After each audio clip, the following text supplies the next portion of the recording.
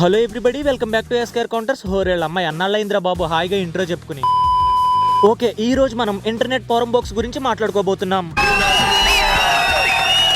ఇందులో 2 సెగ్మెంట్స్ ఉంటాయి మావా. ఫస్ట్ సెగ్మెంట్ ఇంట్రో అయిపోయిన తర్వాత స్టార్ట్ చేస్తా. సెకండ్ సెగ్మెంట్ ఫస్ట్ ది అయిపోయిన తర్వాత మొదలు పెడతా.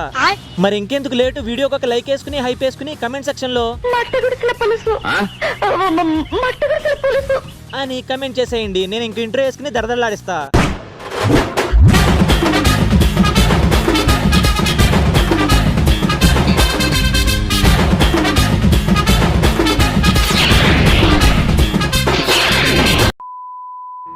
ఇప్పుడు మనం బ్యాటింగ్ స్టార్ట్ చేయబోయే ఫస్ట్ సెగ్మెంట్ నిబ్బా నిబ్బి కరెంట్ అఫైర్స్. ఇప్పుడు వీళ్ళిద్దరి మధ్యలోకి కరెంట్ ఎందుకు వచ్చిందని నన్ను అడగండి. ఎందుకంటే పవర్ సప్లై లేనప్పుడే ఇట్లాంటి ప్రమోషన్స్ ఎక్కువగా జరుగుతాయి. బాబు కొత్త పొడుగు, నీళ్ళు లేని బాబు గిలకలు ఎక్కువ, మురిగే కుక్క కరవదు, పొడిచే ఎదుగు పని చేస్తుంది. కానీ ఇప్పుడు మనం మాట్లాడుకోబోయే బ్యాచ్ కి పవర్ సప్లై ఎక్కువై బుర్రలోని ఫ్యూజులు కొట్టేసినాయి. 9వ తరగతి అమ్మాయి 8వ తరగతి అబ్బాయి ప్రేమించుకున్నారు. ఇంటి నుంచి బయటకు వచ్చి స్వతంత్రంగా ఉండాలి అనుకున్నారు. స్వతంత్రంగా ఉంటాం అంటే ఒంటి నిండా బట్టలేసుకుంటాం అనుకుంటున్నారేంట్రా? ఆహా, కాంట్రవర్సీని దృష్టిలో పెట్టుకుని వినకండి, నేను కామన్ గానే అన్నాను. మళ్ళీ ఆ న్యూస్ చెప్పడం చూడండి, స్వతంత్రంగా ఉందాం అనుకున్నారంట. ఏక నీకు అలానే చెప్పారా? స్వతంత్రంగా ఉండాలి అనుకున్నారు. మ్యాటర్ ఏంటంటే మామ, 9వ తరగతి చదువుతున్న ఇద్దరు పిల్లలు ప్రేమించుకున్నారు. తర్వాత వాళ్ళ పేరెంట్స్ లాగే హాయిగా పెళ్లి చేసుకుని బతుకుదాం అనుకున్నారు. మరి హాయిగా బతకాలంటే వాళ్ళ ఊర్లో కుదరదుగా, అందుకని వీళ్ళు హైదరాబాద్ వచ్చారు. ఆ తర్వాత అద్దెల్లు కోసం ఒక ఆటో ఎక్కారు. ఆ డ్రైవర్ అన్న వీళ్ళు అద్దె కట్టడానికి డబ్బులు ఉన్నాయో లేవో అనుకుని పాపం ఫ్రీగానే ఉంటారని చెప్పి పిఎస్ కి తీసుకెళ్లాడు. పోలీస్ బాబాయిలు బ్యాండ్ మేళంకి ఫోన్ చేసాం, రాగానే మీ పెళ్లి చేస్తామని చెప్పారు. పాపం ఇంత బిజీ స్కెడ్యూల్ లో కూడా ఆ బ్యాండ్ మేళం హుటాహుటిన హైదరాబాద్ వచ్చారు. పిల్లలు వాళ్ళని చూసిన తర్వాత అర్థమైంది వీళ్ళ బ్యాండ్ మేళం కాదు, మా అమ్మ బాబు అని. ఇంకేముంది,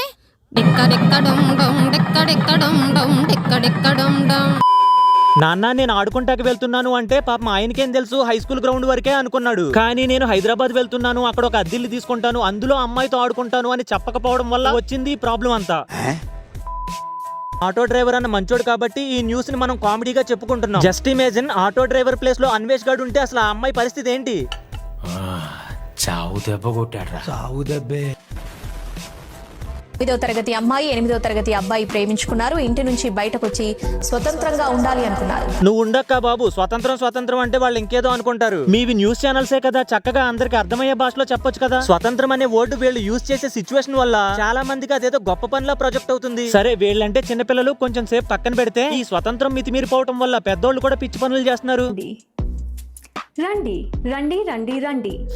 ఇప్పుడు ఈ అక్క రండి అని మిమ్మల్ని పిలవట్లేదు, ఇది హిందీ రండి.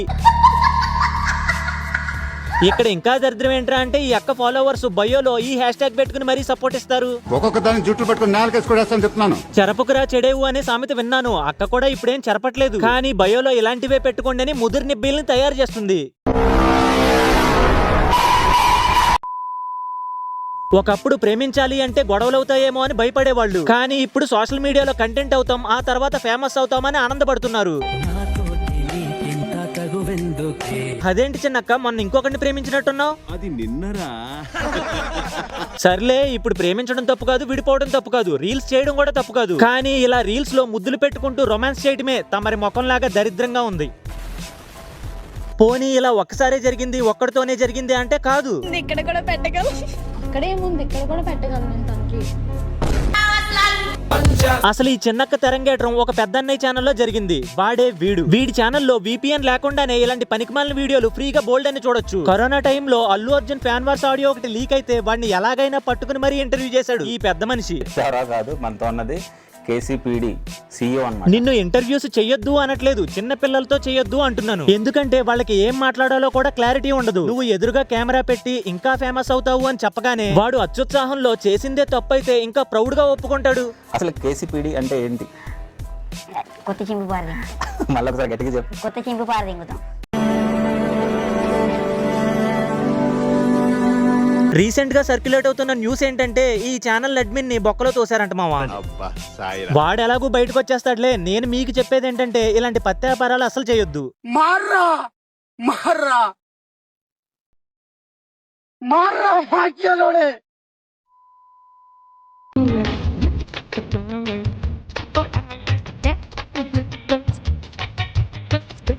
Bye. పిల్లలు రీల్స్ చేయడం తప్పు అని నేను ఎప్పుడు చెప్పలేదు, చెప్పను కూడా. కానీ ఇలాంటి లక్కువ రీల్స్ చేసినప్పుడే కొత్తలో కాలిద్ది. నాకు కాదురే రే, ఆ అమ్మాయి వాళ్ళ ఫాదర్ కి. అవును తమ్ముడు, మీ రీల్స్ ఇంట్లో వాళ్ళు చూడరని మీరు అనుకుంటారు, కానీ ఇలాంటి రీల్సే వైరల్ అవుతాయి కాబట్టి ఖచ్చితంగా మీ పేరెంట్స్ చూస్తారు. నువ్వు అబ్బాయి కాబట్టి మీ నాన్న రెండు పీకి నీకు చీకటి గదిలో స్వాతంత్రం ఇస్తాడు. కానీ అమ్మాయి వాళ్ళ ఫాదర్స్ కూల్ గా తీసుకుంటారని గ్యారంటీ లేదుగా. ఎన్ని తెలుగు సినిమాలు చూడట్లేదు? ఒకవేళ తనేమైనా కొంప ముంచుద్ది అనే అనుమానం వచ్చిందే అనుకో, మీ నాన్న నిన్ను కొట్టినట్టు వాళ్ళ నాన్న తనను కొట్టడు. తిన్నగా వచ్చి ఆ కార్ గేర్ రాడ్ తీసి ఎందుకులే. సౌజన్య మెడలో సడన్ గా తాళి కట్టిన దిలీప్, అసలు ఏం జరుగుతుంది? అది మేం కదా అక్క అడగాల్సింది. బేసిక్ గా డబ్బులు తీసుకుని అటువంటి పనులు చేసే వాళ్ళని చూస్తే మనకు కోపం అయితే రాదు, మహా అయితే చిరాకు వస్తుంది. కానీ వీళ్ళని చూస్తే మాత్రం అసహ్యం వేస్తుంది.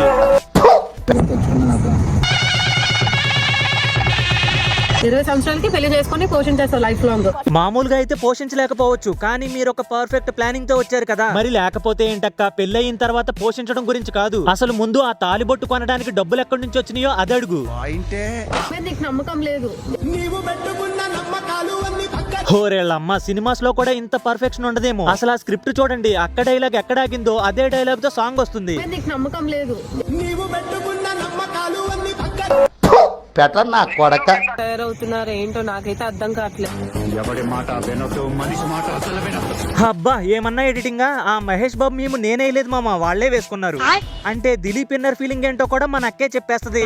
ఏ కరెక్ట్ కాదు. నీ లైఫ్ ఓకే, అబ్బాయిది ఎక్కడైనా బతికేస్తావు, ఎలా అయినా ఉంటావు. అమ్మాయి లైఫ్ తన కోసం ఆలోచించు. ఒక 5 నిమిషాలు పక్కన ఉండి ఆలోచించు, ఎందుకంటే ఇది కరెక్ట్ కాదు. అబ్బో అక్కకి ఇప్పుడు బాధ వచ్చేస్తుంది అనమాట. ఫస్ట్ నువ్వు కెమెరా ముందుకొచ్చి ఇలాంటి సొల్లు ఆపాలి, ఆ తర్వాత వాళ్ళిద్దరిని చెరో లెంపకాయ కొట్టి పెళ్లి ఆపాలి. కానీ మీరంతా ఏం చేశారు? దొంగ పెళ్లి ఒకటి చేసుకుని ఆ వీడియోని ఇంటర్నెట్ లో పెట్టి వైరల్ చేసేశారు. కంగారు పడకండి, ఆ వైరల్ హబ్బోడికి పట్టిందే మీకు పట్టిద్ది.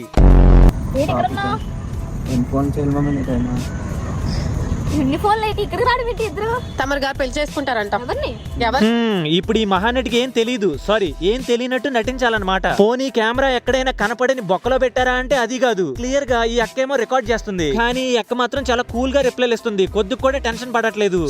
సారీ టెన్షన్ పడుతుంది. ఇప్పుడు ఈ ఫోన్ లో ఆడియో రికార్డ్ అవుతుందా లేదా అని చెప్తున్నా.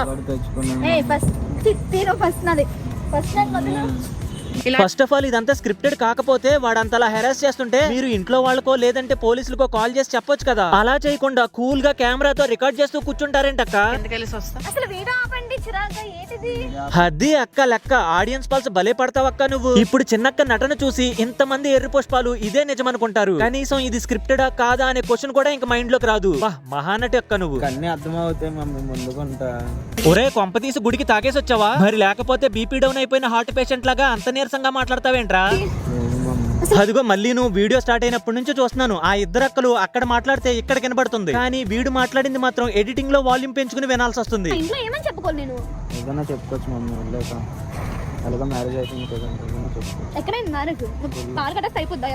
ఒరే నిద్రమోహంవాడా, ఇప్పుడు షీ టీమ్ కి ఈ వీడియోనే ప్రూఫ్. తాను వద్దు అంటున్నా సరే బలవంతంగా పెళ్లి చేసుకున్నట్టుంది ఈ వీడియో. ఆ అమ్మాయి తరపు వాళ్ళు ఈ వీడియోని ప్రూఫ్ గా పెట్టి నీ మీద కంప్లైంట్ ఇచ్చారనుకో, అప్పుడు నీ కొత్త పేపర్ చిరిగినట్టు చిరుగుద్ది.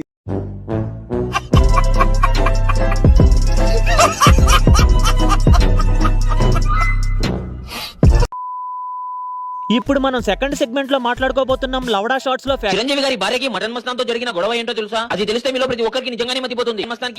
ఇప్పుడు మేము తెలుసుకుని మా మతం పోగొట్టుకుంటాంలే, కానీ ఈ విషయం మాకు తెలియకపోయినా పర్లేదు. చిరంజీవి గారు వాళ్ళ వైఫ్ కి తెలిసిందనుకో, దోశలేసే అట్ల పేనంతో నీ మూతి మీద కొట్టేస్తది. 3 కేజీల మటన్ బిర్యానీ రైస్ లోకి కొట్టమని చెప్పి ఇంటికి వెళ్ళిందంట. అయితే మటన్ మస్తాన్ మర్చిపోయి నార్మల్ గా కొట్టించాడంట. భార్య గారు చూసి ఆ మటన్ మస్తాన్ కి డబ్బులు ఇవ్వకుండా మటన్ తీసుకుని ఇంటికి వెళ్ళిపోయారంట. ఇంత కాన్ఫిడెంట్ గా అబద్ధం చెప్పగలిగాడు అంటే ఆ మటన్ మస్తాన్ గాడు వీడే అయి ఉంటాడు. చిరంజీవి గారి తమ్ముడైన స్వామిరావు డాన్స్ ప్రోగ్రాంలు చేసి నెలకి ఎంత సంపాదిస్తున్నాడో తెలుసా? అయితే చిరంజీవి గారికి మొత్తం 3 తమ్ముళ్ళు అంట. అందులో ఫస్ట్ తమ్ముడు వచ్చేసి నాగబాబు పవన్ కళ్యాణ్ గారు అంట. ఇందులో 3వ తమ్ముడు వచ్చేసి స్వామిరావు అంట. అయితే స్వామిరావుకి డాన్స్ అంటే చాలా ఇష్టం అంట. అయితే ఒక రోజు వాళ్ళ అమ్మగారు కొట్టి బడికి పంపించిందంట. తను బడికి పోకుండా పారిపోయి ఇప్పుడు డాన్స్ ప్రోగ్రాంలు చేస్తూ తన లైఫ్ ఎంజాయ్ చేస్తున్నాడంట. ఈ స్వామిరావుకి ఆస్తి చిరంజీవి గారి కంటే ఎక్కువగా ఉందంట. మొత్తం స్వామిరావుకి 300 కోట్ల ఆస్తి ఉందంట. ఇలా చూడు, supreme mega power stylish icon star, నీకు రీచ్ వచ్చింది కదా అని పొరపాటును కూడా ఫేస్ రివీల్ చేయకి నాన్న కుక్కను కొట్టినట్టు కొడతారు. చిరంజీవి ఫ్యాన్స్ కాదు, స్వామిరావు ఫ్యాన్స్. పాపం ఆయన మెగా కాంపౌండ్ వదిలేసి ఆ బ్రాండే వద్దనుకుని దూరంగా వచ్చి రికార్డింగ్ డాన్సులు చేసుకుని డబ్బులు సంపాదిస్తే నువ్వు ఆయన ఫేస్ రివీల్ చేసేస్తావా? పైగా చిరంజీవి గారికి 3వ తమ్ముడు అని చెప్తున్నాడు. వాళ్ళ ముగ్గురి కంటే ఈయనే పెద్దోడ్లా ఉన్నాడు కదరా. Khairatabad Swamirao youth association president గా నన్ను చాలా హర్ట్ చేశాడు వీడు. మన స్వామిరావు ఫ్యాన్స్ పవర్ ఏంటో వీడికి చూపించాలి. కమెంట్ సెక్షన్ లో లోడింగ్ స్టార్ స్వామిరావు అని స్పామ్ చేయండి మావా. నాకు అర్థం కాలేదు సార్. గోటీల బిజినెస్ లో వేకెన్సీ లేవని బాధపడుతున్న మనందరికి శుభవార్త. మనలాంటి నిరుద్యోగుల కోసం రాజశేఖర్ గారు సెకండ్ బిజినెస్ కూడా పెట్టారు. ఏంటి నమ్మట్లేదా? అయితే చూడండి. ఏంటి రాజశేఖర్ గారు అగ్గిపేట వ్యాపారంలో ఇన్ని కోట్లు సంపాదిస్తారని నేనైతే అస్సలు అనుకోలేదు. అయితే హైదరాబాద్ లో దొరికి అగ్గిపేటలని రాజశేఖర్ గారే సప్లై చేస్తున్నారంట. అలాగే రాజశేఖర్ గారికి మొత్తం 5 అగ్గిపేటలు తయారు చేసే ఫ్యాక్టరీలు అయితే ఉన్నాయంట. అలాగే ఆ అగ్గిపేట ఫ్యాక్టరీలో పనిచేసే పని వాళ్ళకి నెలకి 50,000 దాకా ఇస్తున్నారంట. అయితే రాజశేఖర్ గారు ఆ అగ్గిపేట వ్యాపారం ద్వారా నెలకి 2 కోట్లు దాకా సంపాదిస్తున్నారంట. పాపం బ్రో, రాజశేఖర్ గారు మన కోసం ఇంత చేస్తుంటే ఆయనకి మాత్రం ఏమీ కలిసి రావట్లేదు. అసలే చలికాలం, ఎవరికైనా బట్టలు దానం చేద్దామంటే పాపం ఆయనకి 2 కోట్లు మాత్రమే వస్తున్నాయి, ప్యాంట్లు కూడా రావట్లా. 2 కోట్లు దాకా సంపాదిస్తున్నాడంట. ఓపెన్ చేయి అయితే నువ్వు దెంగి.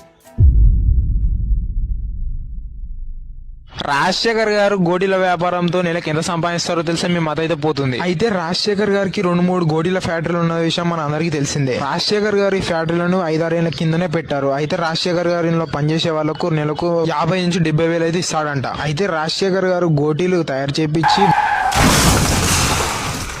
బంగ్లాదేశ్ కు పైగా మన ఇండియా వాళ్ళకు అమ్ముతూ నెలకు 3 నుంచి 4 కోట్లు సంపాదిస్తున్నాడు.